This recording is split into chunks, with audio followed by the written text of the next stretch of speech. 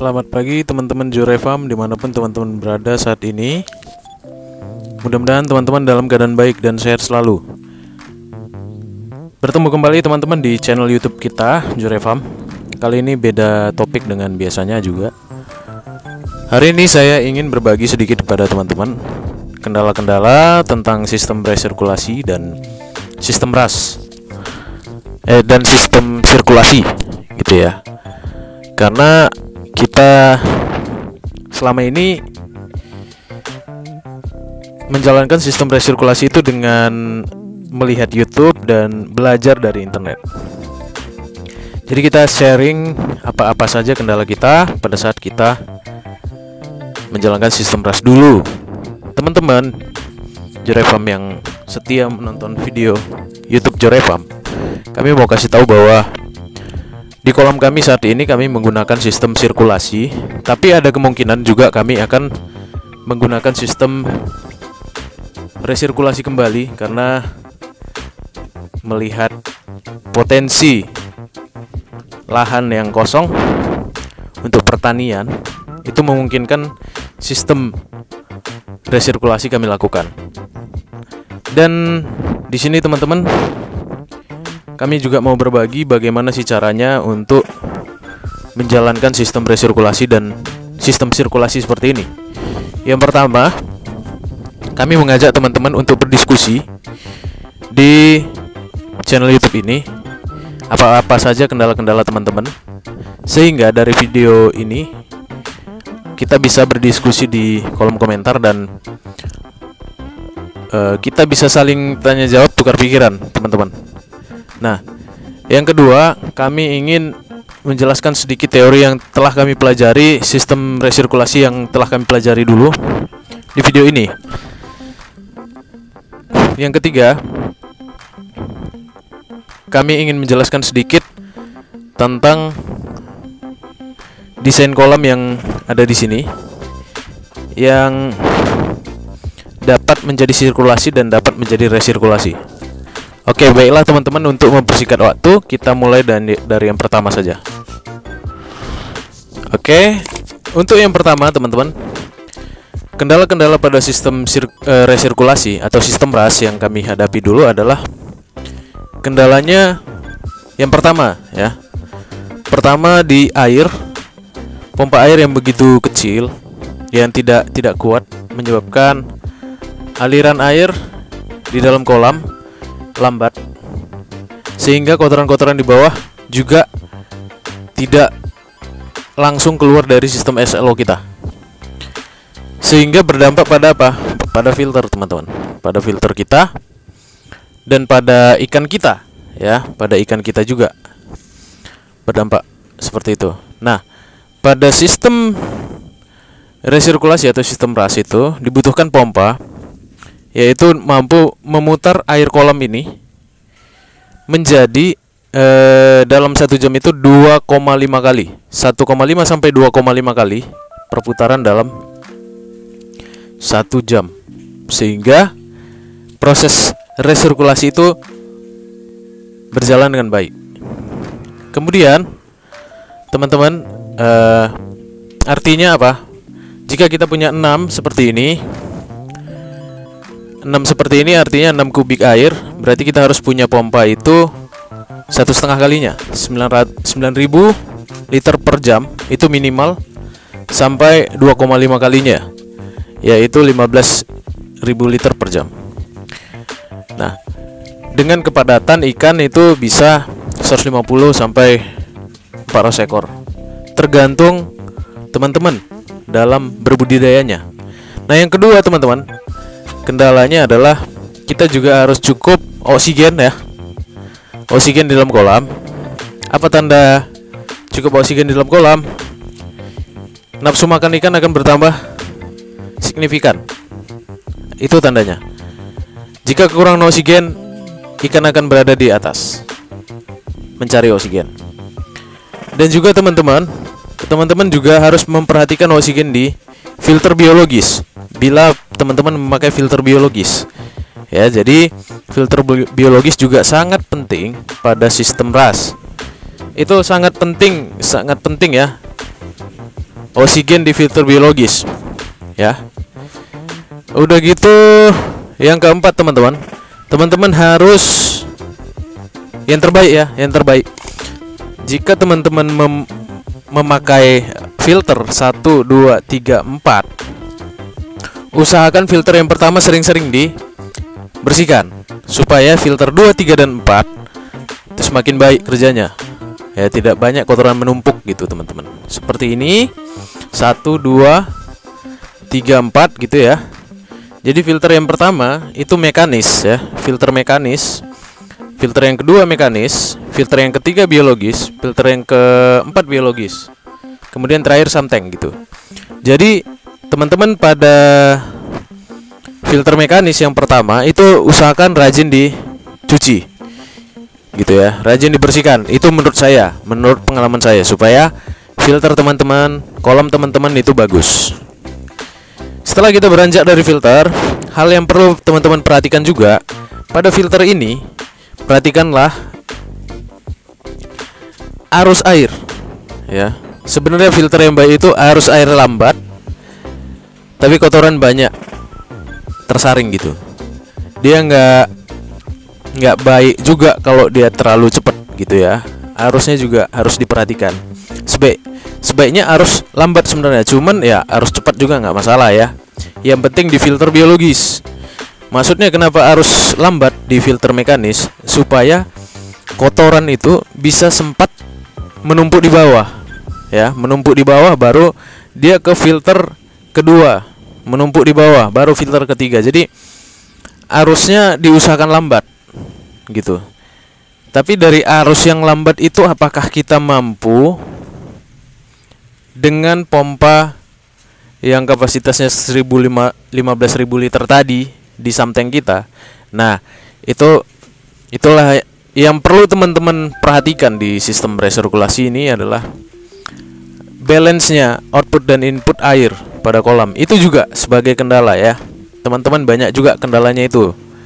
Jadi saran saya,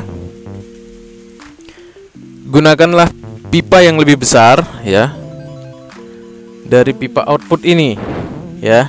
Gunakanlah pipa yang lebih besar dari pipa output teman-teman ya. Jadi kalau misalnya ini 2 in tetapi kurang deras, kurang kencang gitu ya, teman-teman berarti harus menambah pipanya satu lagi gitu. Pipa inputnya satu lagi, pipa outputnya satu lagi. Seperti itu. Atau ya, solusi lain adalah teman-teman bisa memperbesar sedikit daripada samtengnya ya. Dan juga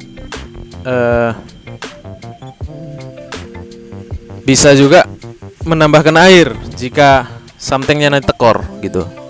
Tapi sampai kapan? Jadi intinya sih sebenarnya kita harus balance ya. Harus balance air yang masuk ke dalam kolam ini gitu, harus balance dengan air yang keluar dari kolam. Nah, itu kendala-kendala pada sistem RAS teman-teman. Kemudian teman-teman banyak yang bilang listriknya berapa. Listrik itu menurut saya relatif. Sebaiknya teman-teman jika mulai usaha, gunakan listrik bisnis, jangan gunakan listrik rumah tangga. Jadi tarifnya berbeda ya. Pilihlah tarif yang 450 atau 900 watt. Kalau saya belum saya ubah karena saya masih nebeng dengan listrik rumah ini ya. Belum saya ubah. Karena ini hidup pada saat kita hidupin air di rumah gitu ya. Ini nggak masalah. Listriknya dengan kata lain memanfaatkan listrik rumah gitu sekaligus gitu ya. Jadi nggak masalah. Nah teman-teman, kemudian yang kedua tadi itu adalah bagaimana sistem RAS ini bisa bekerja dengan baik ya. Teman-teman juga harus memikirkan bobot pakan ya. Pakan yang teman-teman berikan itu 3% sampai 5% ya. Ada 1, 2, 3 dan 5. Tergantung sebenarnya kapasitas filter juga lagi balik. Jadi semakin banyak makanan pasti filternya harus semakin banyak menyaring. Jadi semakin banyak filter semakin bagus teman-teman. Jadi teman-teman nggak capek ya. Kalau bisa ini ditambahi 5 lagi untuk 6 kolam ini. Jadi teman-teman enak lah gitu. Kemudian kendala lagi pada saat membersihkan filter, pilihlah media filter yang gampang untuk dibersihkan. Contohnya jaring nelayan, ya kan? Dan juga bukan promo ya teman-teman, karena saya sekarang nggak jual lagi karena mengingat kebutuhan saya juga udah semakin menipis jaring nelayan saya. Nah, udah gitu teman-teman, kendala lagi. Kalau teman-teman cari bibit, usahakan bibit 2 jari ya. Kalau yang baru nyoba, jangan langsung bibit 3-5 cm. Nanti teman-teman stres karena banyak ikan yang mati. Usahakan ikannya itu 2 jari. Dan satu tandon ini atau satu kubi air usahakan dulu 150 paling banyak. Jangan banyak-banyak kali, nanti teman-teman langsung patah semangat ya, usahakan. Dan juga untuk treatment air di awal ya. Di awal kita bikin kolam dulu, bikin instalasi sirkulasi air gitu ya, sama pompa filter-filternya semua. Masukkan air ke dalam kolam. Air PDAM, air sumur boleh ya semua ya. Yang penting pH-nya jangan di atas 8. Jangan juga di bawah 6 gitu. Ya, jangan basah, jangan asam gitu ya. Yang penting standar lah 6-8 pH-nya aman. Kalau teman-teman baru mulai, usahakan taruh garam dulu. Garam grosok ya, garam grosok. Stok lah 1 karung gitu ya. Masukkan ke dalam 50 gram ke dalam 1 kubi air. 50 gram garam grosok ke dalam 1 kubi air ya. Untuk gramnya ini coba nanti teman-teman cari di referensi lain. Apakah 500 gram ya, setengah kilo. Nanti coba cari. Seingat saya 50 gram ya per kubi air. Nah, tapi coba teman-teman pastikan. Nah, setelah teman-teman bikin garam grosok, teman-teman sirkulasikan dulu airnya. Sirkulasikan air ke dalam filter. Jalankan dulu 1 hari. Ada bocor, ada pompa tekor atau tidak, ada kendala-kendala di sirkulasi atau tidak. Jika tidak ada kendala, besok masukkan ikan perlahan. Jangan langsung 150 dalam 1 kubi. Masukkan aja dulu 20-30 ekor. Setelah dengan ukuran 2 jari, setelah 23 ekor dimasukkan dalam 1 minggu, ini menurut saya ya, supaya tidak terjadi kematian yang banyak, teman-teman boleh memasukkannya di 1 minggu kemudian. Itu menurut saya 150 ekor. Supaya apa? Supaya teman-teman nggak rugi. Tapi coba aja, boleh aja sih 150 ekor langsung 1 tandon ini. Jadi 151 tandon teman-teman bisa masukkan langsung sebenarnya. Tapi dengan catatan kalau boleh yang 2 jari supaya nggak banyak kematian. Kalau dulu saya langsung, cuman dari pengalaman saya untuk 3-5 cm ini sebaiknya sih kita milih yang 2 jari, tapi jangan terlalu banyak ikannya dulu. Kenapa? Karena di filter kita belum terbentuk yang namanya bakteri Nitrosomonas. Dia terbentuk dari amonia. Bakteri Nitrosomonas terbentuk dari amonia. Karena belum ada amonia, makanya kolam ini juga belum matang airnya. Jadi belum sempurna untuk si bakterinya gitu. Tiba kita ngasih pakan yang banyak, bakteri belum ada, otomatis air yang kita resirkulasikan belum begitu baik untuk ikan, dapat menyebabkan kematian. Ada cara lain. Yang pertama, menambahkan starter bakteri di filter biologis. Yang kedua, sebelum memasukkan bibit, kita memasukkan amonia. Amonia itu bisa ikan busuk atau ikan mati ke dalam kolam, disirkulasikan selama 1 minggu, dan itu akan terbentuk amonia dan akan terbentuk sendiri bakteri Nitrosomonas. Teman-teman, sambil kita kasih pakan ikan, tadi sebenarnya udah dikasih ya, cuman kita kasih lagi. Dan inilah situasi kolam ya sekarang. Kayaknya lapar terus nih teman-teman. Saya ngasih makan sekarang pas mau berangkat kerja sama pas pulang kerja aja gitu. Ya. Kita kasih teman-teman. Oke, teman-teman. Mungkin yang kita bahas lagi itu bagaimana kita mengecek sebenarnya, ngecek kolom teman-teman. Kalau mau ngecek kolom sebenarnya ada alatnya. Alatnya itu Freshwater Test Kit teman-teman. Itu teman-teman bisa beli ya online. Dan sekarang udah ada di Indonesia. Dulu sih agak sulit teman-teman. Tapi sekarang udah ada di Indonesia. Pokoknya di online shop lah ya. Oke, fungsi test kit itu teman-teman untuk mengecek kadar amonia, kadar nitrat ya dalam kolam. Kalau kita sistem RAS sebenarnya harus punya itu teman-teman. Harusnya.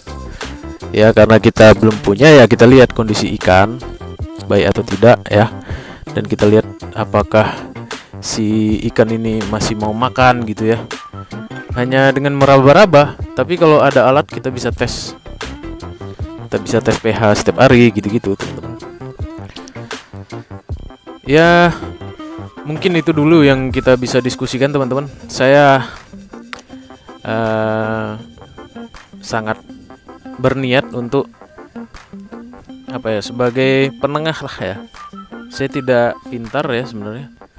Saya hanya sebagai media. Jurefarm ini hanya sebagai media teman-teman yang mau belajar sistem RAS. Mungkin Jurefarm juga ada dilihat sama teman-teman yang sudah mulai sistem RAS lama. Dan pada saat ada yang komen, mungkin silahkan teman-teman komen di bawah ini jika saya kurang bisa menjawab atau pernyataan saya kurang pas ya. Teman-teman yang sudah punya pengalaman, saya persilahkan untuk mengkomen. Ini bukan YouTube saya ya, tapi YouTube teman-teman. Ini forum kita gitu ya. Forum kita untuk berdiskusi, bukan untuk menjatuhkan, bukan untuk siapa yang paling jago gitu. Tapi di sini kita untuk berdiskusi dan untuk mendapatkan informasi sebagai acuan kita untuk lebih mengembangkan sistem budidaya sistem RAS ini. Dan tujuan akhirnya mungkin nanti meningkatkan pendapatan setiap orang yang melakukan sistem RAS ini. Itu meningkatkan pendapatan, otomatis ya negara kita semakin maju. Gitu aja sih teman-teman harapan kita. Ngapain juga kita berdebat di sini ya kan. Jadi kalau ada yang kurang pas, teman-teman silahkan kita berdiskusi. Saya lebih suka ngobrol gini daripada saya bikin konsep ini, desain ini. Saya kurang tahu ya. Saya langsung aja gitu ngomong, lebih enak tanpa konsep-konsep, langsung ngobrol. Karena yang dibutuhkan teman-teman di YouTube sebenarnya bukan cara ini tapi berdiskusi sebenarnya. Cuman kawan-kawan kita untuk berdiskusi kadang-kadang nggak ada. Jadi Jurefarm kita anggap sebagai forum kita untuk belajar. Terima kasih teman-teman atas perhatian teman-teman di video kita kali ini. Mungkin di video berikutnya kita akan juga membahas diskusi lagi tentang ikan-ikan kita. Terima kasih teman-teman. Salam ternak dari Jurefarm.